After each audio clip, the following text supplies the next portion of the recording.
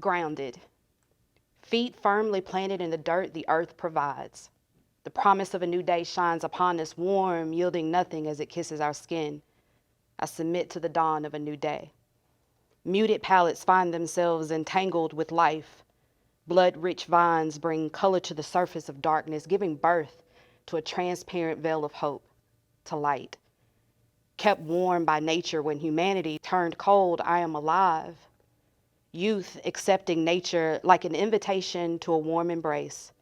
Budding fields of protection to the innocence of adolescent thoughts. Shielding things destined to come and inevitable to be seen. Where human hands fail, nature carries the torch. Lessons seen and learned within the softness of every new bud, cradling our imagination and giving root to our ambitions. Gentle eyes peer through endless possibilities to bridge the gap between human nature and the subtle lushness of Mother Nurture. Always giving, always providing, grounded, feet firmly planted in the dirt. The earth has always, is, and will provide. I think that it is really important that we take in consideration what that means. So before we move to the middle part here and we go forward, I want everyone to kind of stand and think about what that grounding is for your feet. What does that do? That's like both feet down. That's like finding solid space. It's like being rooted. All right. Yeah, want some more poetry? Yeah. All right, let's move. Those who thought my movements mad before, look at me now. I've been dancing since before the fall, feet falling, moon walking through wastelands, doing the running man through ruin in reverse, face down, regressive, so the deceptive steps I've left look like progress, leading me back to a world that won't dance with me.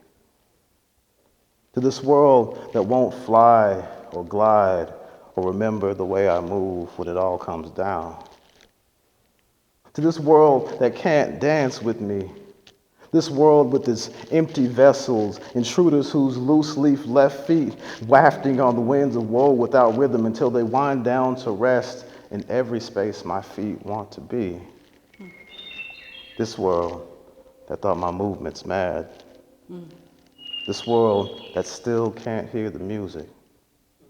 This world that still won't dance for me. Then again, I don't remember a time when it ever did.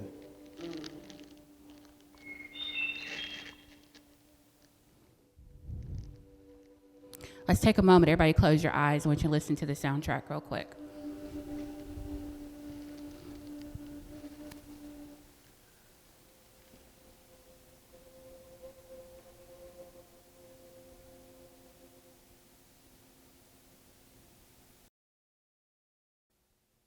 I couldn't tell if I was hearing if there was a moment for if it was meant to be meditative, if it was meant to be a calming thoughtfulness. It's like a myriad of frequencies. Or maybe I'm just weird like that. So Ark, when you were looking at this for the first time, did you have words for each scene? Or did you have just more themes or thoughts for each scene? I tried to have words for each scene. It's so surreal. Because I read it actually this way to that way, right to left as well. But it's like a dreamscape. It's every time I caught a rhythm in the words, Oh, here they it come. would just, here comes Hello Kitty. Go the Strickers.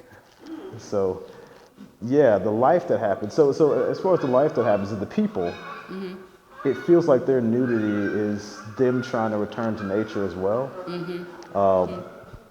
Yeah. So the nudity seems apropos for some reason. That's new. The dog walking. I watched this for about 3 hours, and then the dog walking is new. Yeah, But I was trying to understand the scarf tees from Hello Kitty. Um, it felt like a perverted childhood in a weird way. I don't know. yeah, Okay, so I did not notice those flying. Oh, there's so much to this. So, Ark, when you began writing this piece, what made the dance? What made that make sense to you? well, there's this one lady. For one thing, the animals and Hello Kitty, they seem to do it. But there's this one person that eventually a drone comes and drops her off, and she just starts dancing furiously, and then the drone comes and picks her back up again. For some reason, she stood out to me because it seems like that dance, again, dance is something I feel like is natural, the natural rhythm of us and of the earth. And so she seemed like she was kind of furiously fighting. Like they kind of let her out of the cage for a minute, and she was trying to boogie as hard as she can. And the few seconds they allowed her, and then she had to stop and go back to wherever they got her stored. But everything about this seems so unmusical. It seems like it's just a kind of a cacophony of just there's no rhythm to it. So this lady trying to find her rhythm and trying to find that natural movement, it spoke to me. The only things that seem to move smoothly through this are that lady and then the pieces of trash that kind of float by every now and then. They look kind of, that's her right there actually. Oh, is that her dancing? Yeah, yeah. She kind of goes You in. know, thanks. She just goes in, she's getting it. And it's like, There's and no then, music, there's no rhythm to it, but yeah.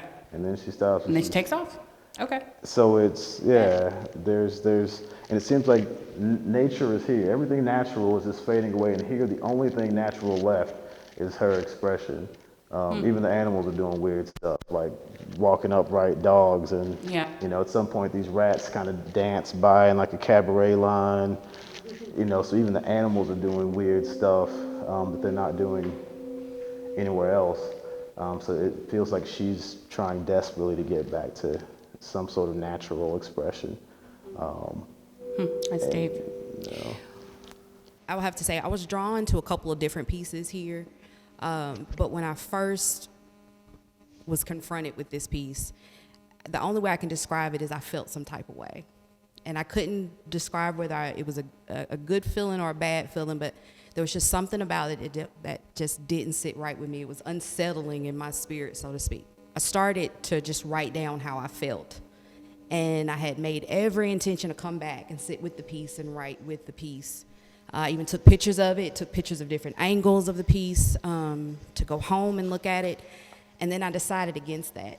I wanted to write in the spirit of what I felt the first time I saw it. Like I didn't want my writing to be not necessarily sullied, but I didn't want it to be based off of a second glance at it or a second look, because I may not have that same feeling by looking at that piece a second time. And I kind of just let my mind just go wherever it went, and it's totally against my normal writing process, because typically when I let my mind wander and I try to get myself back on task.